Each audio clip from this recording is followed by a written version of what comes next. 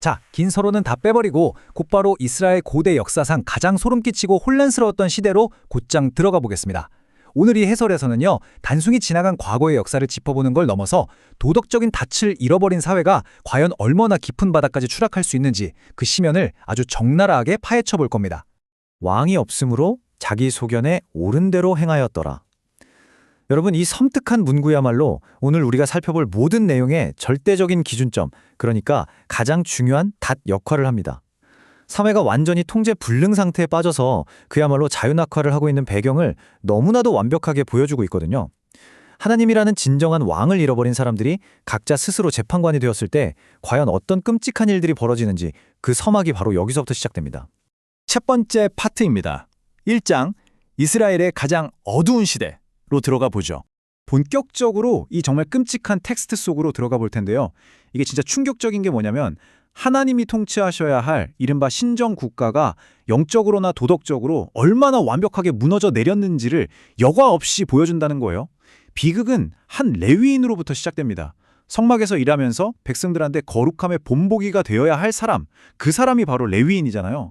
그런데 그런 사람이 첩을 두었다는 사실 자체가 사실상 당시의 영적 질서가 이미 산산조각 났다는 걸 단적으로 증명하는 겁니다.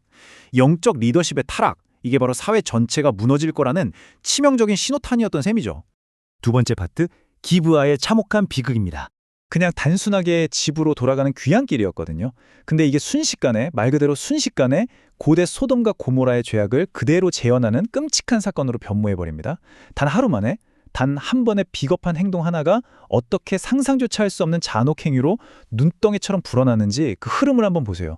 기브아의 불량배들이 막 위협을 하니까 이 레위인이 글쎄 자기 목숨 하나 구하겠다고 자기 첩을 밖으로 폭도들한테 내던져버립니다. 밤새 유린당한 그녀는 결국 목숨을 잃게 되죠.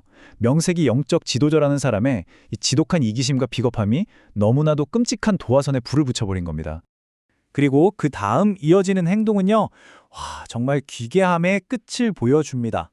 하나님의 공의로운 심판을 구하는 게 정상일 텐데 이 레위인은 죽은 첩의 시신을 12조각으로 토막내서 이스라엘 전역으로 보내버립니다. 이 잔혹하고 엽기적인 행동의 목적이 뭐였을까요? 철저하게 사람들의 복수심을 자극하고 분노를 극대화하기 위해 아주 치밀하게 계산된 자극적인 선동 그 자체였습니다. 세 번째 파트, 잔혹한 내전의 발발로 넘어가 보겠습니다. 이 전례 없는 끔찍한 충격파는 말 그대로 이스라엘 전역을 강타합니다. 분노에 휩싸인 이스라엘 연합군이 쫙 모여들면서 상황은 이제 돌아올 수 없는 강을 건너게 되죠. 연합지파들이 기브아의 그 범죄자들을 넘겨라 하고 요구했을 때 베냐민 지파의 반응을 한번 보세요. 놀랍게도, 충격적이게도 그들은 범죄자들을 두둔하면서 회개를 거부합니다. 내부의 악을 도려내기는커녕 범죄자들을 보호하겠다고 자기 형제 지파들을 상대로 피 튀기는 전쟁을 선택한 거예요. 도덕적 분별력이 아예 증발해버린 선택인 거죠. 전쟁 양상도 진짜 참혹합니다. 첫 두 번의 전투는요, 어이없게도 베냐민 지파가 기적처럼 이겨버립니다. 하지만 세 번째 전투에서 이스라엘 연합군은 마침내 베냐민을 완전히 짓밟고 맙니다. 근데 진짜 문제는 그 다음이에요. 이스라엘은 전투에 참여한 군인들만 죽인 게 아니라 베냐민 지파 청읍에 있는 남녀노소를 가리지 않고 아주 무자비하게 대학살을 벌여버립니다. 600명. 네, 딱 600명입니다. 그 거대했던 베냐민 지파 전체에서 이 무자비한 학살을 피해서 살아남은 남자가 고작 600명뿐이었다는 거예요. 이게 뭘 의미하느냐?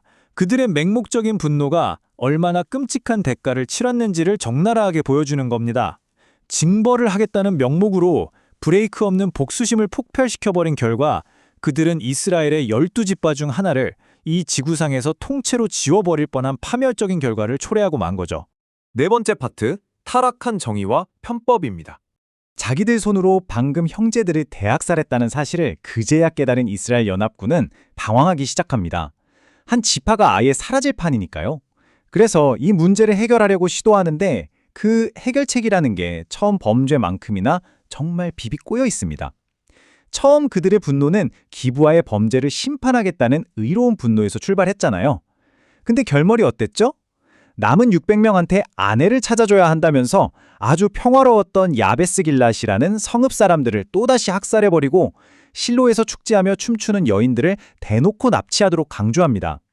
자신들이 저지른 엄청난 실수를 덮으려고 또 다른 부패한 편법과 극악무도한 범죄를 그냥 정당화해버린 거예요. 5번째 파트, 청교도적 관점, 전적 타락에 대해 알아보겠습니다. 자, 지금까지 우리가 역사적인 대학살의 과정을 쭉 봤으니까요. 이제 약간 신학적인 부검, 사후 분석을 좀 해보죠. 청교도적 관점에서는 이 거대한 재난을 하나님의 주권과 인간의 전적 타락이라는 관점을 중심으로 3가지의 엄숙한 교훈으로 나눕니다. 이 3가지 포인트가 어떻게 사회의 붕괴를 설명해 주는지 하나씩 짚어보겠습니다. 첫 번째는 바로 영적 지도력의 실패입니다. 아까 그 레위인 기억하시죠? 그 레위인의 타락은 영적 지도자의 개인적인 경건이 사실상 공동체 전체의 생명줄과 같다는 걸 여실히 증명합니다. 예배를 이끌어야 할 사람이 육체적 정욕을 좇고 비겁함에 빠져버리니까 그 사회 전체가 순식간에 거룩함을 잃고 결국 소돔과 같은 치명적인 심판에 직면하게 되었다는 걸 보여주는 거죠. 2번째는요, 당시 이스라엘이 외쳤던 그 정의라는 게 철저하게 자기의, 즉 self-righteousness에 빠져 있었다는 사실입니다. 인간적인 분노와 복수심에 눈이 멀어서 무고한 부녀자, 아이들까지 싹 다 학살한 건 하나님의 율법을 완전히 넘어서는 말도 안 되는 짓이었죠.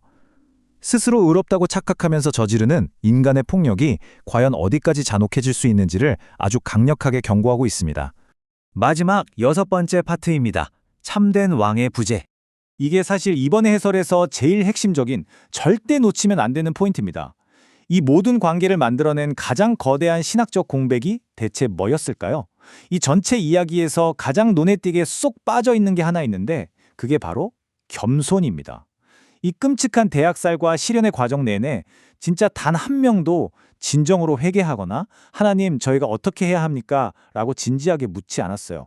레위인도 이스라엘 연합군도 베냐민 지파도 싹 다 그냥 자기 방식대로만 불도저처럼 밀어붙인 겁니다. 그러니까 여기서 우리가 얻을 수 있는 가장 결정적인 결론은 이겁니다. 하나님의 통치가 없다면 타락한 인간은 스스로를 구원할 능력이 단 1%도 없다는 사실이죠. 각자 자기 소견에 옳은 대로 행동하는 그 통제 없는 자유가 만들어낸 건 유토피아가 아니라 그냥 끔찍한 생지옥이었습니다. 이는 우리 인류에게 궁극적인 중보자이자 참된 왕이신 그리스도가 얼마나 절실하게 필요한지를 너무나도 완벽하게 보여주고 있는 거죠. 사사기 19장에서 21장까지 이 어두운 고대의 거울이 비춰주는 사회의 완전한 붕괴를 쭉 지켜보셨는데요. 마지막으로 여러분께 조금 도발적인 질문을 하나 던지고 싶습니다. 만약 오늘날 지금 우리가 살고 있는 이 현대 사회에서 도덕적인 닻이 완전히 사라져버리고 모두가 그저 자기 소견에 옳은 대로만 행동하기 시작한다면 우리는 과연 이 고대의 비극을 피할 수 있을까요? 이 묵직한 질문에 대한 답을 각자 한 번씩 깊게 고민해 보시기를 바라면서 오늘 해설은 여기서 마무리하겠습니다. 유익하고 통찰력 있는 시간이 되셨기를 바랍니다. 감사합니다.